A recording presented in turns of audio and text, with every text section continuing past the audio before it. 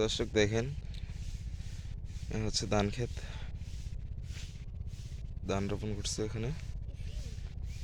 এটা হচ্ছে আমার পাড়া, এটা হচ্ছে কদু গাছ।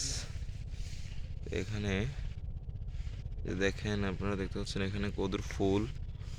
এই যে এখানে কদুর ফুল ফুল দিছে কদু গাছের, দেখতেই পাচ্ছেন। এটা হচ্ছে বেগুন গাছ। আমার বেগুন গাছে ফাইনালি বেগুনের ফুল দিয়ে ফেলছে, বেগুন ধরবে। এই যে দেখেন, এটা তো ফুল আসছে, এই ফুল বেগুনের ফুল। এটা হচ্ছে কুমড়া গাছ। ফাইনালি গাইস, আমার একটা কুমড়া নষ্ট হয়ে গেছে।